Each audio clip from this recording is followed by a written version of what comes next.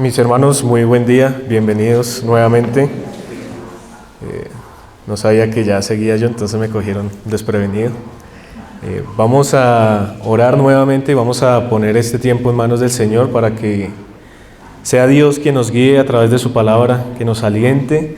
Y especialmente hoy, mis hermanos, el propósito de este sermón es llevarnos a reflexionar en algo que es tan básico pero tan importante en la fe cristiana, y es nuestro Señor Jesucristo.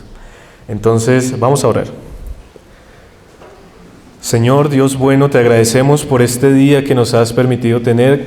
Gracias una vez más, Señor, porque nos permites reunirnos. Cada vez estamos más cerca, Señor, si así tú lo quieres, de poder congregarnos como un solo hombre, como un solo cuerpo, Señor. Pero mientras tanto, Señor, aún así, ya podemos sentir ese calor, ese amor, esa comunión, Señor, que tú nos has otorgado por tu gracia, por tu amor. Así, Señor, juntos también te pedimos en esta mañana que nos guíes a través de tu palabra, que nos lleves a una introspección de nuestros corazones, que podamos recordar lo maravilloso de tu obra, Señor, de tu Hijo y de ese plan de redención precioso que has obrado por amor a tu nombre. Señor, todo esto te lo pedimos, esta guía te la pedimos. Te pido, Señor, que me guíes con tus palabras por los méritos de nuestro amado Cristo. Amén. Mis hermanos, entonces vamos a continuar con la serie que veníamos exponiendo de Primera de Juan. Entonces quisiera que me acompañaran a Primera de Juan. Y vamos a ir al capítulo número 4 y vamos a estar hoy viendo del versículo 7 al versículo número 12. Como bien saben, hermanos, hemos estado tratando esta epístola, y los que han podido estar en la mayoría de la exposición de esta serie de la epístola de Primera de Juan saben que yo he enfatizado que Juan nos habla de dos temas principales en esta epístola. Uno de ellos es la luz, que Dios es luz, y el otro, por supuesto, es el amor, que Dios es amor. Sin embargo, esto de que Dios es luz y Dios es amor, en nuestras mentes tal vez lo podamos comprender a simple vista o simplemente razonándolo superficialmente, pero si nosotros quisiéramos escudriñar qué es eso de que Dios es luz y que Dios es amor, es inescrutable. Es algo que no vamos a poder comprender, porque hay otros textos que nos hablan de que Dios habita en luz inaccesible. ¿Cómo podemos entender que Dios en su esencia es amor? No lo podemos llegar a comprender. Pero lo que sí podemos llegar a comprender son las manifestaciones de Dios, de su ser. Por ejemplo, que Dios ama, que el amor es de Dios. Y son cosas que Juan está exponiendo precisamente aquí en su epístola, en Primera de Juan capítulo 4, del versículo 7 al versículo 12. Esta epístola, hermanos, es una epístola que se conoce como una epístola circular o una epístola de amplificación. Es decir, que la manera en que enseña Juan, tanto en el Evangelio como en las epístolas, es muy particular de Juan. O sea, cuando nosotros leemos a Pablo, cuando leemos el Evangelio de Mateo, a Lucas, es muy diferente de la manera que enseña Juan, porque Juan enseña de manera circular, de manera cíclica. Y esta expresión o esta forma de expresarse de él se conoce como la amplificación. ¿Y qué es eso? Que él va a tomar un tema, va a hablar de ese tema y va a volver otra vez al tema. Pero cada vez que él vuelve con mayor profundidad y va a añadir otras cosas más para poder entender esa verdad que él quiere exponer. Y en este caso, la primera que ya pasamos era que Dios es luz y que la verdad solamente se encuentra en el Dios que la ha revelado a través de su palabra y a través de Cristo. Y la segunda es que Dios es amor, pero la manera en que Él nos va a enseñar de ese amor es a través de ese amor precisamente, hermanos, que nos tenemos que tener los unos a los otros. Y es un amor tan divino y tan sobrenatural que solamente puede ser posible si somos hijos de Dios. Y de pronto ustedes se podrían llegar a preguntar, ¿y qué hay de los no creyentes? ¿No se aman? Y mi respuesta a la luz de lo que he estudiado es no como Dios dice y no con el amor de Dios. Ellos tienen un tipo de amor y eso es lo que hoy quisiera tratar un poco. Tertuliano, un padre de la iglesia, este hombre vivió del 160 después de Cristo al 220. Era un hombre que se consideraba como uno de los padres de la iglesia, era un gran escritor. Él escribió un libro que se llama Apologética a los cristianos. La palabra apologética o apología significa defensa. Entonces lo que hizo Tertuliano en un escrito fue defender a los cristianos en sus tiempos. Y él escribió algo muy interesante de los cristianos y quisiera leerles una porción. Dice Tertuliano: pero es precisamente esta eficacia del amor entre nosotros lo que nos atrae al odio de algunos, pues dicen.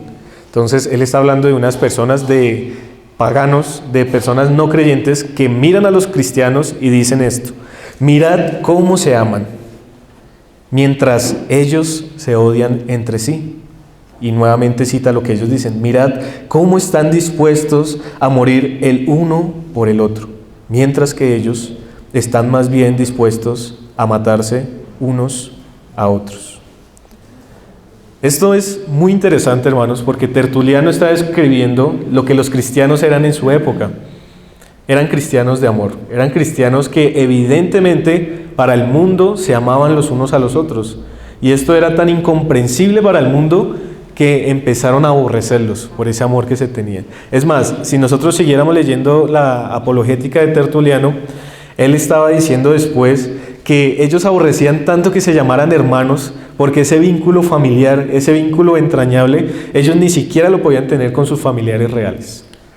Entonces era algo especial, era algo particular. Y ese algo, hermanos, es precisamente de lo que Juan nos está hablando aquí en el versículo 7 al versículo 12. Entonces quisiera que leyéramos la palabra de Dios. Dice el Señor: amados, amémonos unos a otros, porque el amor es de Dios. Todo aquel que ama es nacido de Dios y conoce a Dios. El que no ama no ha conocido a Dios, porque Dios es amor. En esto se mostró el amor de Dios para con nosotros, en que envió Dios, o en que Dios envió a su Hijo unigénito al mundo para que vivamos por Él. En esto consiste el amor, no en que nosotros hayamos amado a Dios, sino en que Él nos amó a nosotros y envió a su Hijo en propiciación por nuestros pecados. Amados, si Dios nos ha amado así, debemos también nosotros amarnos unos a otros. Nadie ha visto jamás a Dios. Si nos amamos unos a otros, Dios permanece en nosotros y su amor se ha perfeccionado en nosotros. Así que, hermanos, hoy vamos a estar tratando nuevamente este tema del amor, y quiera Dios, hermanos, que cada uno de nuestros corazones, cada uno de nosotros, podamos seguir ejercitando ese amor divino, podamos seguir creciendo, porque tal vez alguno pensaría, y hasta yo lo pensaría: otra vez el amor, otra vez el amor. Pero resulta que muchas veces no vemos ese resultado en la vida cristiana. Y por eso es necesario, hermanos, que la palabra del Señor nos retumbe una y otra vez en nuestros oídos y en nuestro corazón. Así que hoy quisiera tratar este tema con 3 encabezados principales. El primero de estos es que el amor, según Juan, es el verdadero conocimiento.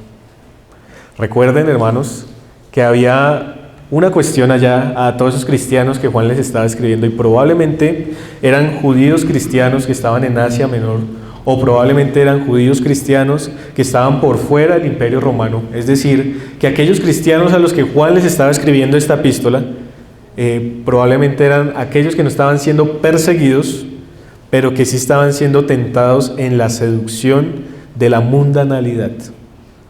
Una de esas seducciones que tenían ellos era lo que se conocía como el gnosticismo. Hemos hablado mucho de esto.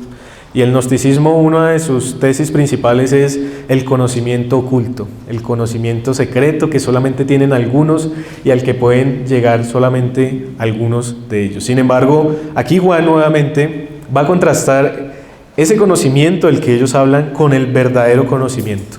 Y el verdadero conocimiento, según Juan, aquí en este texto, en lo que hoy vamos a tratar, es el amor. Vamos a mirar el versículo número 7. Dice: amados. Eso es algo importante. Recuerden a quién les está escribiendo Juan. A amados. Amémonos unos a otros, porque el amor es de Dios. Todo aquel que ama es nacido de Dios y conoce a Dios. Y esta palabra conocer es muy interesante aquí, hermanos, porque, bueno, en el griego es ginosko. Pero esta palabra conocimiento no es un conocimiento simplemente intelectual, sino es un conocimiento con base en la experiencia. O sea, es un conocimiento, un conocer a Dios en la experiencia, es decir, en la práctica. Así que lo que estamos viendo aquí en el versículo número 7 es que ese amor del que se habla, de amémonos unos a otros, del amor que es de Dios, de todo aquel que ama, es un amor precisamente no de mente, no de palabras, sino de práctica, un amor experiencial. Eso es lo primero que quiero que tengan en cuenta. Lo segundo, hermanos, es que ese amémonos unos a otros no es un imperativo, no es un mandato de Juan. Juan no nos está mandando a que nos amemos unos a otros. Lo que Juan está diciendo, como la última vez que compartí el sermón del amor, también Juan decía, es que la consecuencia natural de ser nacidos de Dios, la consecuencia natural del amor de Dios en sus hijos, en sus amados, es amarse los unos a los otros. Así que aquí también lo podríamos leer como, amados, sigamos amándonos porque el amor es de Dios. Todo aquel que ama es nacido de Dios y conoce a Dios. Y recuerden que más allá, podría yo decir, de que Dios es luz y que Dios es amor, respecto a lo que Juan quiere compartir de este mensaje, hay otra verdad también. Y es que Juan quiere diferenciar quiénes son los verdaderos creyentes y quiénes no lo son. Entonces, había muchas personas que estaban entrando a las iglesias diciendo, yo también comparto tu fe, pero yo no creo que Jesucristo sea el Hijo de Dios, yo no creo que Jesucristo haya venido en carne, y eso era lo que estaban viviendo entonces estos creyentes, y Juan escribe esta carta también para eso, para poder diferenciar quién es el verdadero y quién es el falso. Pero en este caso, la segunda parte de la epístola, él va a enseñar que el verdadero cristiano ama. El verdadero cristiano ama. Versículo número 8. El que no ama no ha conocido a Dios, porque Dios es amor. Y noten algo también del versículo 7 que se me pasaba, y es que Juan dice, amados, amémonos unos a otros. Juan se involucra ahí también. Juan está con esos creyentes también, hablando de que deben seguir amándose los unos a los otros. Del versículo número 7, hermanos, ahí si ustedes tienen sus Biblias, hasta el versículo número 10, dicen los grandes estudiosos, grandes teólogos, que probablemente es una expresión poética, que está contrastando una verdad con otra. Entonces, aquí estamos viendo en el versículo 7 que aquellos que conocen a Dios se puede evidenciar a través del amor, de esa práctica de un amor. Y la palabra amor que se utiliza acá es una palabra que nosotros hemos estudiado anteriormente, que es la palabra ágape. El amados también el agapao, que quiere decir un amor divino, hermanos. Y la manera en que Juan la usa acá es para entender un amor que satisface una necesidad. Y por ahí vamos a empezar, hermanos, porque la diferencia entre el amor del mundo y el amor de los hijos de Dios está en que el amor del mundo ama para satisfacer su necesidad. Pero el amor que tienen los hijos de Dios es un amor para satisfacer una necesidad, sin buscar satisfacer mi necesidad. O sea, es un amor abnegado, es un amor sacrificial. El mundo no ama así. El mundo quiere, por ejemplo, un hombre del mundo quiere una mujer para satisfacerse a sí mismo. para utilizarla tal vez como un objeto, para mostrarla tal vez a sus amigos. Una mujer necesita la aprobación, tal vez, una mujer sin Dios necesita la aprobación tal vez de un hombre. Y por eso busca satisfacerse con él. Una persona del mundo va y hace caridad para satisfacer un problema de culpa que tiene en su corazón. Pero el amor de Dios no es así, hermanos. El amor divino es un amor abnegado, es un amor que no está buscando satisfacer la propia necesidad, sino está viendo la necesidad de la otra persona y quiere satisfacerla sin buscar nada a cambio. Y esa es una diferencia muy grande entre el amor del que está hablando Juan aquí, al amor que, por ejemplo, los gnósticos estaban proponiendo en sus tiempos. Un amor donde sí, tú estás bien, pero yo soy mejor y necesitas estar como yo. Entonces ven acá, y lo que estaban satisfaciendo ellos era su ego, su intelecto, tal vez su unicidad, ser únicos, ser especiales. Pero el amor de Dios no es así. Así que el amor de Dios es el verdadero conocimiento. No es leer libros tras libros, hermanos, aunque es importante, pero no es el verdadero conocimiento. Estas cosas son secundarias. El verdadero amor de Dios no es meternos en un doctorado de teología o en una especialización, o estudiar los rollos del Mar Muerto, o aprender sobre crítica textual, etc. No, el amor de Dios es ponerlo en práctica, es sacrificarnos los unos por los otros. Y muchas veces nosotros vemos, hermanos, iglesias que en su aspecto doctrinal son muy buenas, muy académicas, muy doctrinales, pero frías en amor. Y por eso Juan tiene que escribir una epístola como estas para recordarnos que es más difícil perdonar, amar y soportar que ir a una escuela a estudiar un doctorado de teología. Es más difícil perdonar, es más difícil soportar al hermano, es más difícil tenerle paciencia, servirle. Es más difícil a veces sufrir el agravio. Y eso es lo que Juan nos quiere decir. Pero ese, hermanos, es el verdadero conocimiento de Dios. Versículo número 9 y número 10 dice: en esto se mostró el amor de Dios para con nosotros, en que Dios envió a su Hijo unigénito al mundo para que vivamos por Él. En esto consiste el amor, no en que nosotros hayamos amado a Dios, sino en que Él nos amó a nosotros y envió a su Hijo en propiciación por nuestros pecados. Este texto, hermanos, y de pronto algunos se estarán preguntando, bueno, pero eso no quiere decir que seamos alcahuetes, eso no quiere decir que entonces el hermano peca y no podemos decirle nada porque tenemos que amarlo. No, en eso consiste el amor. Y la manera en que Juan va a enseñar sobre este amor del que estamos hablando, el amor ágape, el amor divino, el amor celestial, un amor que solamente proviene de ¿quién? Según la palabra de Dios. Entonces, mi segundo encabezado es que el amor es de Dios. O sea, no hay forma, hermanos, en que, por ejemplo, lo que hace esta iglesia de amarse los unos a los otros sea virtud de los propios cristianos. Es una virtud que emana solamente de Dios. ¿Y cómo Juan nos va a enseñar esto? A través del ejemplo más grande de amor de nuestro gran Dios. Primero, hay una necesidad. Y esa necesidad es la que nosotros tenemos de ser librados de la condenación eterna.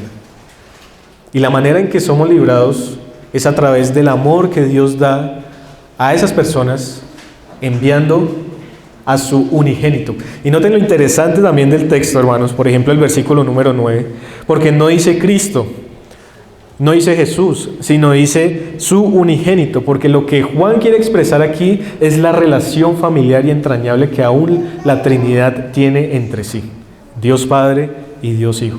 Ese amor que se tienen entre ellos perfecto, por lo que podemos decir Dios es amor. Y ese amor es el que Él va a transmitir al enviar a su Hijo, no por satisfacer una necesidad que Dios tenga, porque Dios no necesita nada. Dios no necesita nada. Dios es completo y perfecto en sí mismo, sino porque sabe que nosotros lo necesitamos. Toda la raza humana lo necesita. Pero si no fuera por el Señor, si no fuera por su misericordia, nosotros no podríamos estar hoy, por ejemplo, aquí sentados y día tras día soportarnos los unos a los otros. amarnos los unos a los otros, perdonarnos los unos a los otros. Ginosko, la palabra en griego de conocer, experiencia. No es saber, hermanos, es vivir. Ese es el verdadero conocimiento. No es el conocimiento en sí, sino es el poder vivir con ese conocimiento. Es la sabiduría que podemos nosotros poner en práctica. Y Dios es amor.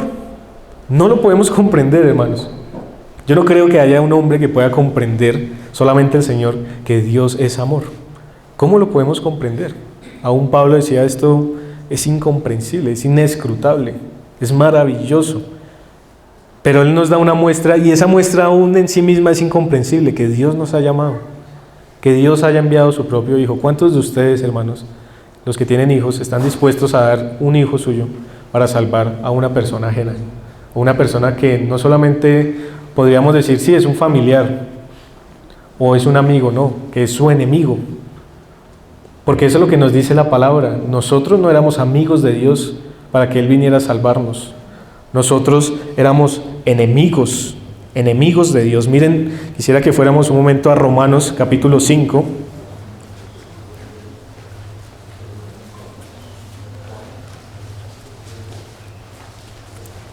Romanos 5, 8.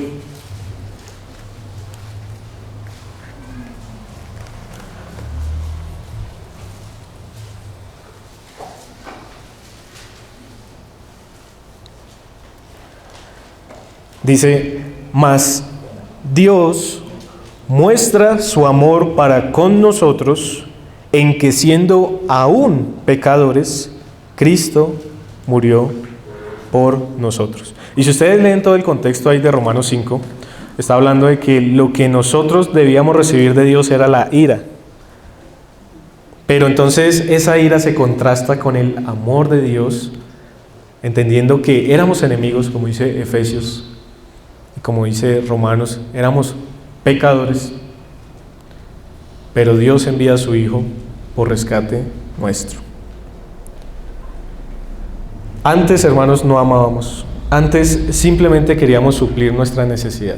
Simplemente queríamos llenar ese vacío que tenemos con dinero, con caridad, con personas, con amistades. Pero en Cristo, como hijos de Dios, tenemos un amor sobrenatural. Un amor que nos impulsa a soportar un ser tan complejo, con tantos defectos como cada uno de nosotros. Amar a una persona que es tan diferente a mí, que tiene sus defectos y que yo también, es tan difícil que yo diría que según la palabra es imposible amar. Y por eso el amor es sobrenatural, el amor es divino, porque el amor, este tipo de amor del que estamos hablando, solamente proviene de Dios. Una iglesia, por ejemplo, como esta, digamos que de 200 miembros, tan diferentes, de diferentes lugares, de diferente crianza, de diferente mentalidad, de diferentes proyectos, de diferente forma de comunicarse también, y amarnos, diríamos, es imposible.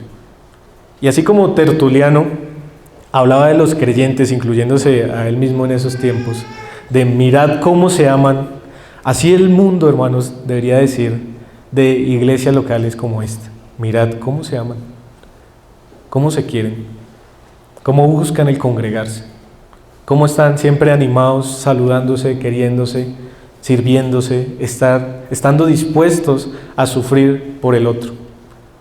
¿Cómo es eso? Ellos intentarán imitarlo, pero fallarán en su intento. Pero lo importante allí no es que ellos lo intenten y fallen. Lo importante es que algo está haciendo la iglesia con ese amor. Y es lo que Juan va a seguir diciéndonos. Es poco, hermanos, quisiera preguntarles antes de continuar. ¿Es poco el amor que Dios nos ha dado para que nosotros no nos amemos los unos a los otros? ¿Para que sigamos escarneciéndonos los unos a los otros tal vez? ¿Para que no tengamos compasión del hermano que está caído? ¿Para que no tengamos misericordia de aquel que peca y se ha arrepentido? ¿Es poco, hermanos? ¿Es poco haber dado a su Hijo, a un Hijo perfecto, santo y sin mancha por nosotros? ¿O acaso nosotros somos tan dignos que no podemos perdonar, que no podemos amar, sabiendo que el Dios santo y perfecto, que lo único que podía darnos a nosotros era ira y juicio, por su gran amor con que nos amó ha enviado a su Hijo unigénito para librarnos de esa condenación? Y aún así nosotros no tenemos misericordia, no tenemos compasión, no nos ponemos en el lugar del hermano caído, no entendemos la necesidad del no creyente al llevarle la palabra, al predicar el Evangelio. ¿Es poco el amor? Yo creo que no, por supuesto que no, sino que a veces se nos olvida.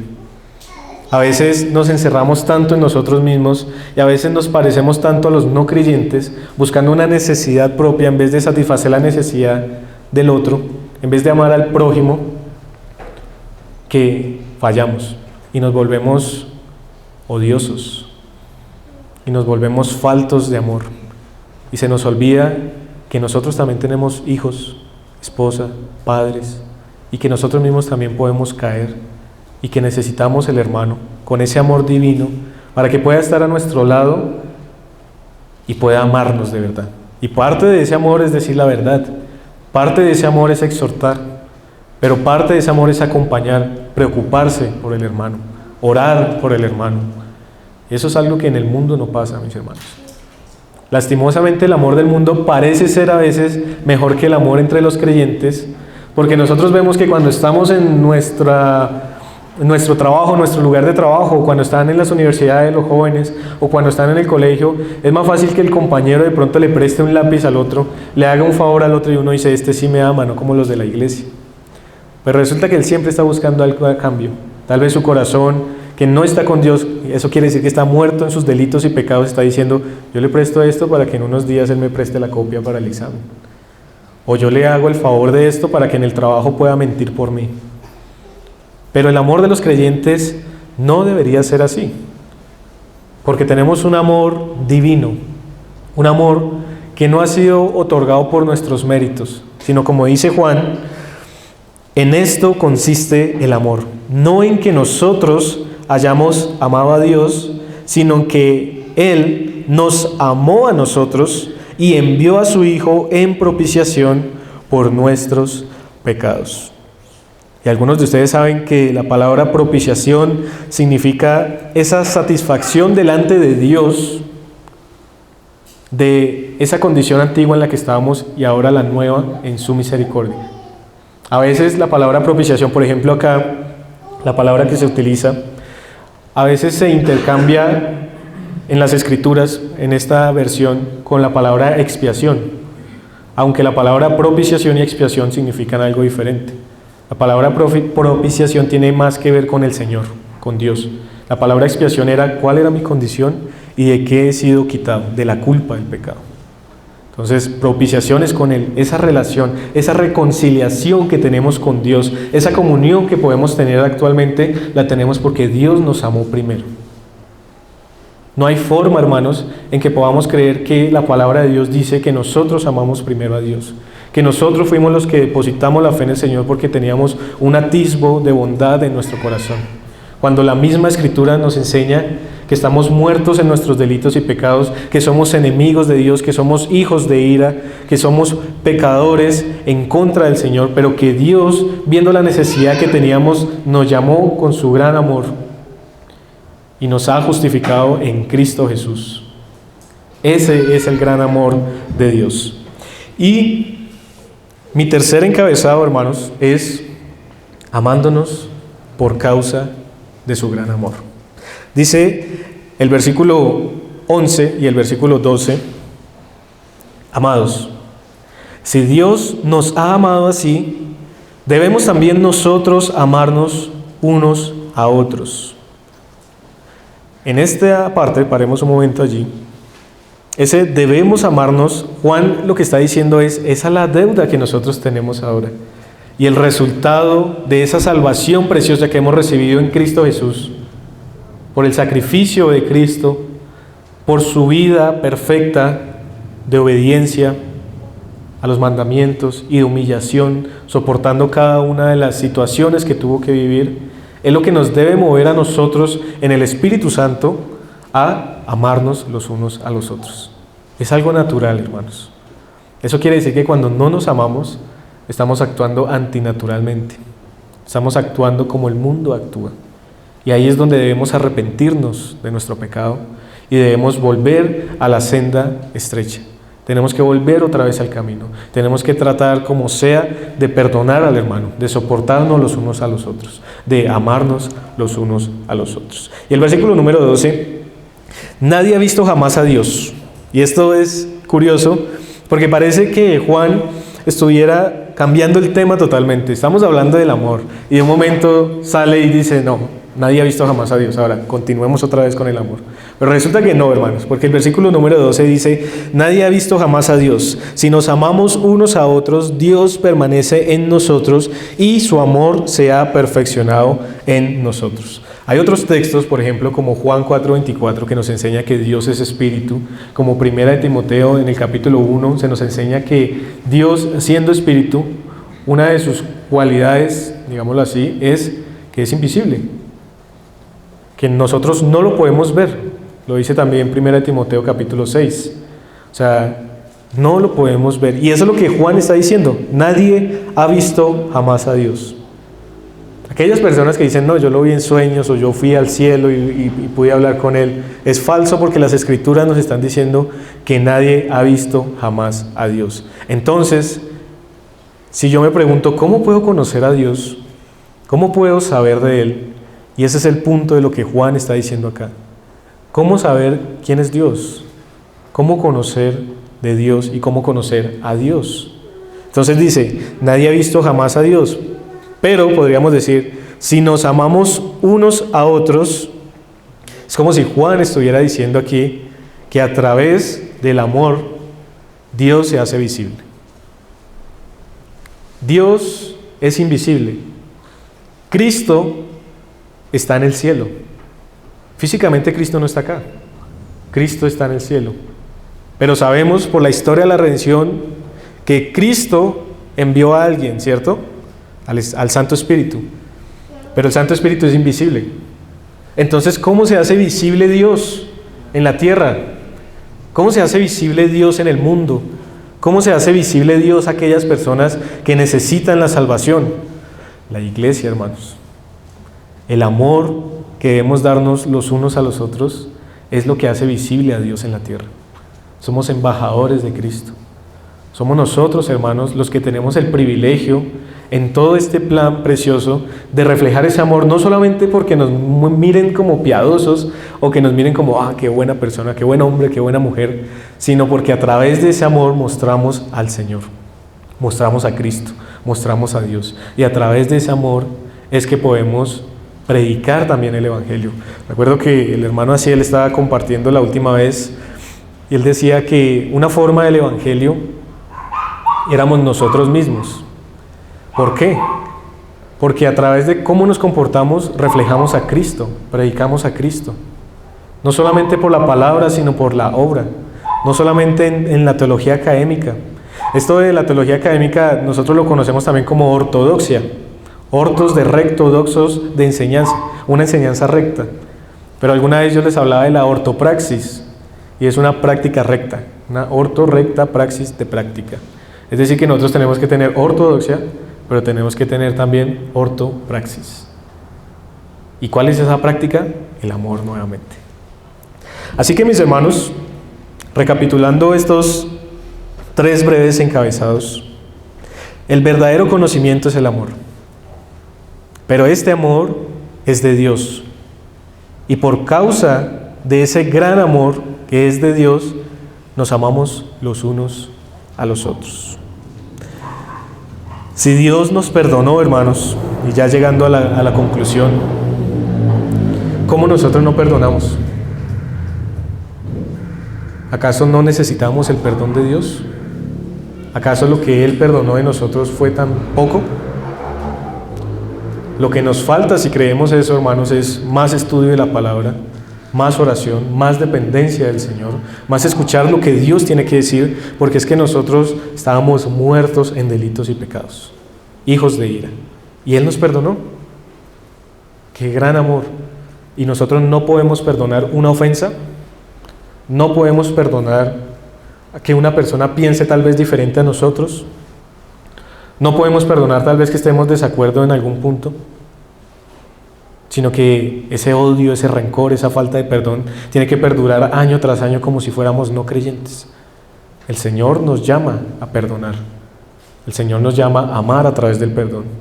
Dios nos soporta día a día, hermanos, porque resulta que aunque hemos nacido de nuevo, aún falta que este cuerpo sea transformado. Y por causa de eso entonces pecamos, caemos. Pero Dios tiene paciencia con nosotros. Dios nos soporta.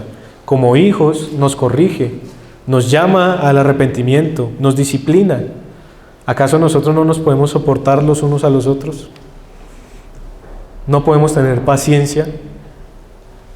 Dios nos guía. Día a día nos lleva a la santidad, a crecer, a conformarnos a la estatura de Cristo. ¿Nosotros no nos podemos edificar los unos a los otros? ¿No podemos guiarnos? ¿No podemos dar un consejo sin que tenga doble sentido? ¿No podemos dar un consejo sin rencor, sin odio, sin envidia? Porque a veces pasa, hermanos, que alguna persona que se hace o que parece ser sabia da un consejo a otro, pero lo que está haciendo no es darle un consejo, está exaltándose y aplastando al otro. Sino, hermano, usted debería ser como yo. Hermano, mi hogar está bien, gracias al Señor. Usted debería seguir mi ejemplo. Todas esas cosas matan, hacen daño. ¿Por qué no podemos buscar esa bondad, esa misericordia? Por ejemplo, cuando los que tienen hijos, cuando un hijo de ustedes, hermanos, los avergüenza por alguna cosa, sea pequeño, sea grande, los avergüenza, y viene otro hermano y les dice, es terrible, y la manera en que se los dice duele tanto que no está pensando en su propio hijo cuando a él le pase también. Eso es ser indolente, eso es no tener el amor del Señor. Y todas esas cosas son las que nosotros debemos perfeccionar día a día. Y eso es lo que Juan quería transmitir a esas personas, a esos creyentes que les estaba escribiendo, y eso es lo que la palabra de Dios quiere transmitirnos a nosotros. Esto no es de negociación, hermanos. Esto simplemente es el acto natural, la respuesta natural que debemos tener a una salvación tan grande y a un amor tan precioso en Cristo Jesús. Decir la verdad, pero no con amor, es no tener el verdadero conocimiento. Debemos decir la verdad, pero con cuidado, con prudencia, con preocupación.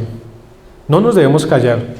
La palabra nunca nos llama a no delatar el pecado, a no condenarlo, pero debemos hacerlo con preocupación del hermano, entendiendo que nosotros podemos estar en el lugar de él, y ninguno de los que estamos aquí estamos exentos de en algún momento llegar a caer, y por eso debemos amarnos los unos a los otros.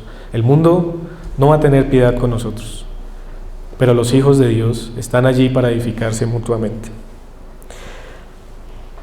Aquel hermano, o bueno, más allá, aquel de pronto amigo que hoy nos está visitando o que tal vez pueda escuchar esta enseñanza,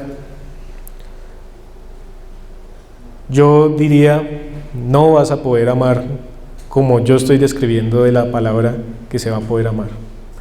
La única manera en que puedan amar así es que se arrepientan y crean en Cristo Jesús. De otra manera no hay forma de imitar completamente este amor. Lo pueden imitar por fuera y pueden dar una apariencia de piedad, de caridad, de amor, pero se están engañando porque no lo van a poder hacer. Si para nosotros es a veces un poco difícil, con Cristo, para ustedes es imposible porque están muertos en sus delitos y pecados. Necesitan arrepentirse y creer en el Señor. Pero por último, hermanos, recordemos que es Cristo la mayor muestra de amor.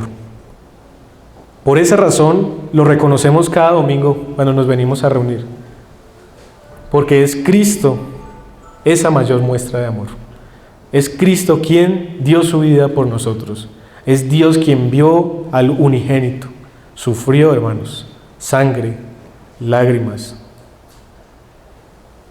por nosotros, por ser propiciación para nosotros. El precioso Hijo de Dios, santo, perfecto, Dios mismo, Dios encarnado, dio su vida por seres miserables como nosotros, que merecían el infierno. Pero qué bondad, hermanos, y qué gran amor en Cristo Jesús. Por esa razón lo reconocemos. Por esa razón cada domingo nos congregamos. Por esa razón nos amamos los unos a los otros. Por esa razón lo celebramos. Recordamos el amor de Dios. Recordamos el amor en una persona, en Cristo.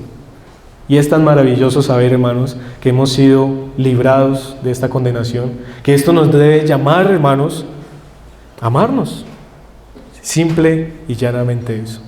Y eso es lo que Juan quiere enseñarles a ellos y lo que la palabra nos quiere enseñar a nosotros. Amado Señor, te damos gracias por tu palabra. Gracias, Señor, porque tú nos llamas a amarnos. Ayúdanos, Señor.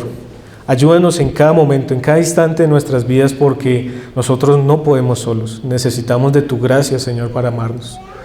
Esto que tú dices a veces es tan claro, pero es tan duro de poderlo llevar a la práctica, Señor. Porque tenemos esa dureza aún de corazón, Señor, en muchas áreas. Porque el mundo nos persigue, porque Satanás nos tienta, Señor. Pero danos la fuerza para que lo podamos hacer. Amarnos entre familias, amarnos en la iglesia, Señor. Perdonar a nuestros padres, perdonar a nuestros hijos, perdonar a nuestros hermanos, Señor. Ayúdanos a reconciliarnos familiarmente, reconciliarnos en la iglesia y por supuesto aquellos, Señor, que están en pecado, que se arrepientan y se reconcilien también contigo. Aún aquellos no creyentes, Señor, que se puedan arrepentir para vida, para que puedan estar contigo por toda la eternidad y que puedan gozar de esto que nosotros gozamos en este momento, que es tu salvación, la salvación que otorgaste por tu gracia y por tu amor, porque tú nos amaste primero. Señor, eres bueno y en nombre de Cristo te pedimos esto, te agradecemos, te reconocemos y te seguimos celebrando. Amén.